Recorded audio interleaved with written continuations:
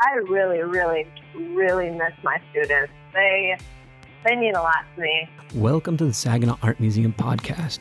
The COVID-19 pandemic is altering the usual routines of people around the globe and around the block. As practices of social distancing and self-quarantine are implemented, artists are finding new ways to adapt to the changing landscape.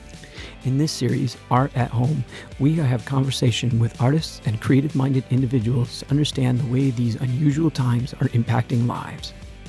Salesky teaches graphic arts to high schoolers at the Saginaw Career Complex in Saginaw, Michigan, and also as a freelance designer. Among other things, Carly shares the way she is working to help students through these challenging times. Hello. Hello, Carly. How are you? Good. How are you? Good. Well, thanks for your willingness to be part of this little project here. Yeah, no problem.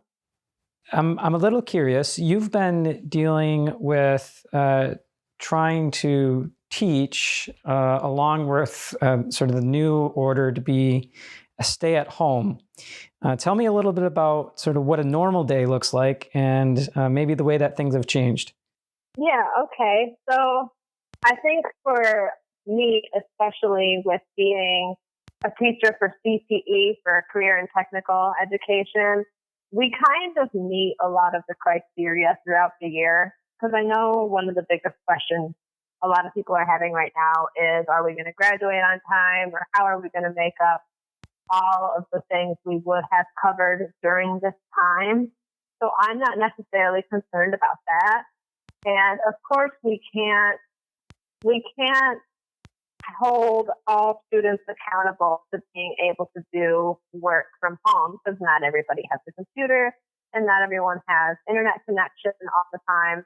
So what I do try to do is post some things, because I try to keep my classroom on all of the platforms. I'm on Instagram, I'm on Facebook, and we have a Google Classroom that everybody's required to be a part of course. So I'll post a lot of YouTube tutorials and things like that. So students who have a computer, they can access the Adobe products from home, so Photoshop and Illustrator and all of that. So I can post a tutorial, and if they're feeling bored, they can always hop on their computer or laptop and try to follow along. Or even just watching tutorials and just trying to soak in the information in general. And then I also do have a YouTube page, so I myself will also go live on YouTube sometimes with design work that I do from home with my freelance design, so that they can watch me if they want to, if that's something they're interested in. So yeah, that's about what I'm doing right now.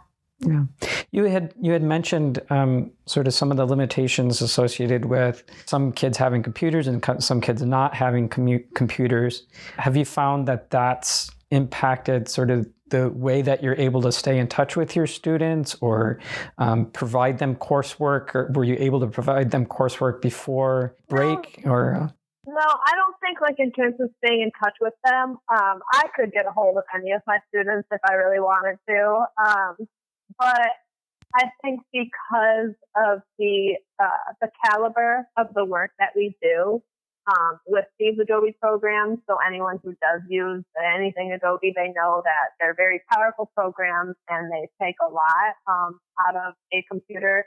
So some students only have access to maybe their Chromebook that is provided to them by their home school, and that may not be enough to run the program, but some students may have like a home desktop computer that they are able to download that program on and run it from there. So I think that's probably one of the biggest limitations.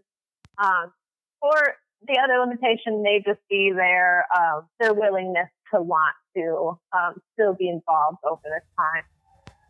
Yeah, I imagine that it's a little bit different having a structure to the day than it is now, where there's a real high level of sort of self-starting that's required. Yeah. And I think right now with my YouTube channel, and I see it being a trend with a lot of these younger kids, is videos that kind of accentuate how somebody's day is going, kind of like a vlogging of sorts. So maybe taking my camera around with me for a day and giving them kind of a play-by-play as to what a day for me looks like during this time to still be productive. Because even though I'm not teaching and doing the regular job that I would normally be doing, because I am a designer and I have these abilities just as they do, I'm still able to make money on this time off by doing freelance work on the side. Yeah, tell me a little bit more about how that's helped sort of offset the way that a normal day would go. Do you find that you're able to commit more time or resources to doing that freelance work versus the instructional time? What kind of balance have you? Absolutely. Yeah. I feel like right now, even though it's such a crazy time with life right now, and we're all kind of scared and hibernating in our houses right now, I'm kind of trying to see the silver lining and see it as a blessing in disguise. And having this opportunity to write lesson plans and kind of make things more fluent and get them more prepared to enter into the college or workforce or whatever pathway they end up going on. So, and I've been able to do my own freelance work, like I said. So I've been able to dedicate more time that I wouldn't be in the classroom to doing more creative things myself. And I'm kind of a nerd, and I like to watch tutorials just streaming from YouTube onto my television at home. So instead of watching cable TV or things like that, I'll watch Adobe tutorials. So I've been kind of using this time to buff up on my skills and kind of learn some new things that I can pass on to my students when we come back from break. Yeah, well, it sounds like a pretty encouraging thing to be able to model for your students sort of some of that motivation there, and not just be an instructor role, but also a role model type relationship. That's really pretty neat. Well, my students really are everything to me during this school year, and wanting them to feel ready when they graduate is such an important thing to me, because I took that program when I was their age, and it was such a pivotal moment in my life. I would hate for this to impact what that could possibly mean for them in a negative way, especially in the seniors. I feel really, really bad for the senior class right now, because they're also missing out on a lot of the events that they would have been doing, and just all the memories they would have been making in high school as seniors for their last year. So just sort of as a closing question here, what do you look forward to most once you are able to get out of the house and go out and about business a little bit more? Is there anything that specific that you really miss during this time? I really, honestly, it's just being able to be around people without feeling guilty or like you're breaking the rules, because of course we're trying to do that social distancing just to break that chain of the virus.